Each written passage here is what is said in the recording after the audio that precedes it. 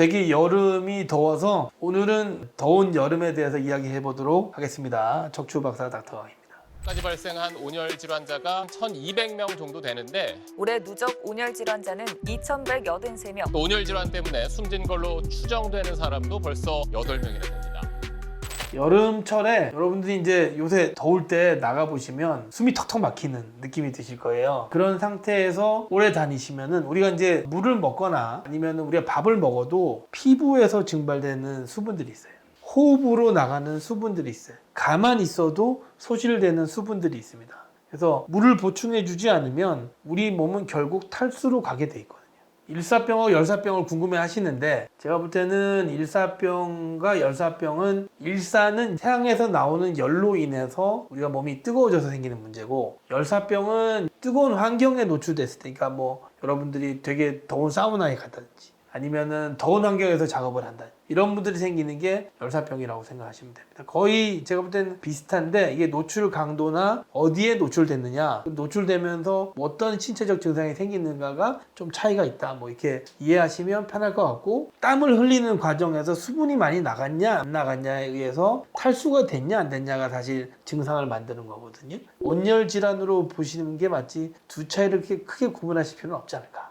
일정 부분 이상 체온이 올라가면요, 우리 몸의 효소가 망가져요. 효소가 망가지면 대사 기능이 깨지고요. 그 다음에 우리 몸도 단백질이거든요. 단백질, 여러분들 오징어 구우면 오징어 이게 되잖아요. 단백질이 서로 연결이 돼 있는 그 네트워크도 깨지고 단백질도 변성이 오기 때문에 결국 뇌나 척수도 신경 단백질이거든요. 신경 전달 물질도 제대로 왔다 갔다 안 할 뿐더러 탈수가 되면서 우리 몸을 이렇게 항상성을 유지하는 기저전력 같이 그런 것들이 세포막을 유지하는 데 도움이 되는데, 그런 전도나 아니면 전해질 균형도 다 깨지기 때문에 여러 가지 증상이 나타나고, 사실 제일 중요한 거는 얼마나 탈수가 됐냐에 따라서 문제가 생기고, 뇌나 이런 것들의 단백질 변성이 올 정도면 그냥 사망한다고 보시면 됩니다.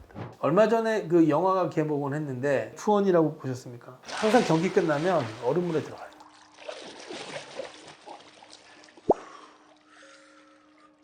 F1 경기는 계속 드라이빙을 해야 돼요.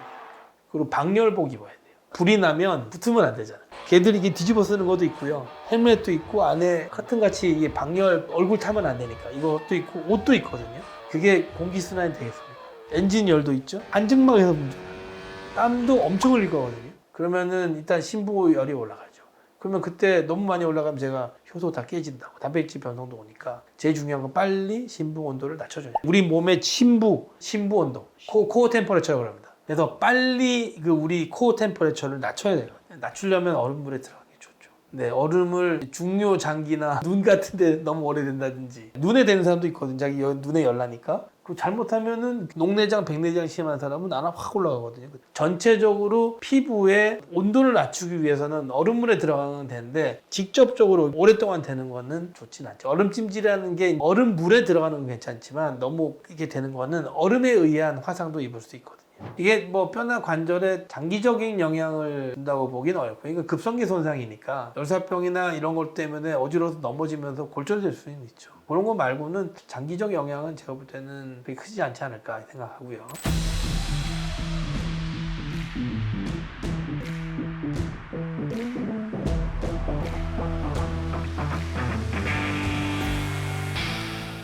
수영장에서는 생각보다 발목 손상이 많아. 미끄러우니까. 다이빙 사고도 많고. 서핑하는 사람도 있잖아요. 서핑하는 사람들은 보드 밑에 핀이 있거든요. 핀이 이렇게 치면서 열상되는 경우도 있고, 걔가 치면서 부러지는 사람도 있고. 저는 그런 환자 몇 명 봤고요. 모래바닥이 푹신하니까 이게 뛰다가 발목이 휙 돌아가는 사람도 있거든요. 그런 정형외과 문제는 흔하게 발생합니다. 더운 나라나 아니면은 펜션 같은 데 가면 수영장이 있는 경우가 많잖아요. 깊어 보이는데 잘못 다이빙했다가 경추 골절된 사람 생각보다 많거든요.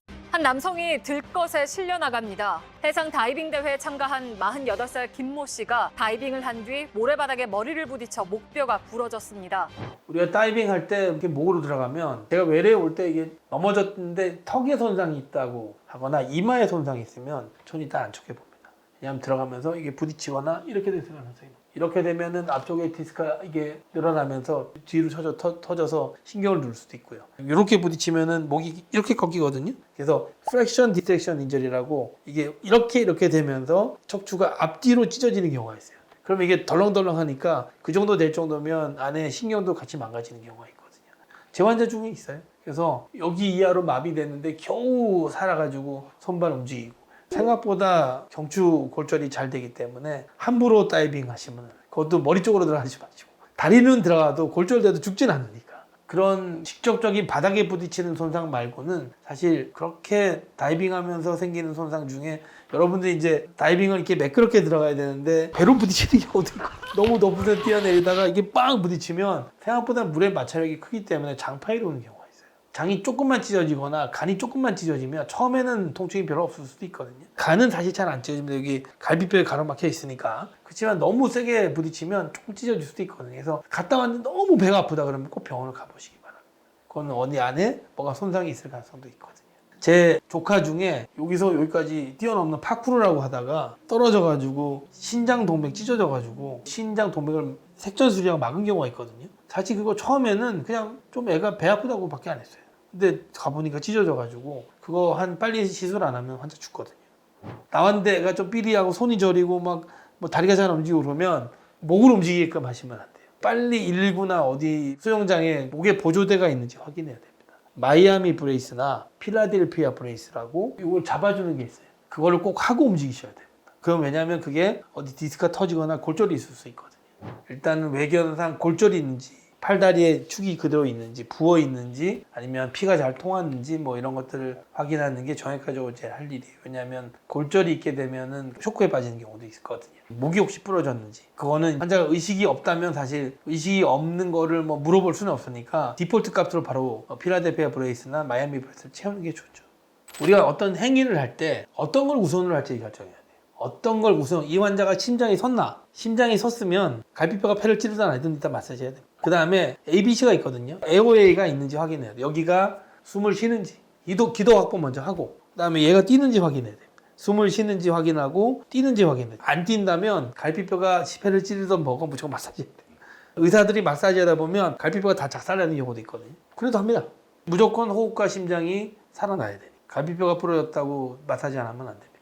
그건 다음 문제고. 제가 아는 한도 내에서는 다 말씀드렸는데 더운 여름 짜증내지 마시고 재밌는 데 가셔서 안 다치게 조심하시고 좋은 사람들과 좋은 음식 드시고 좋은 시간 보내시기 바랍니다. 감사합니다.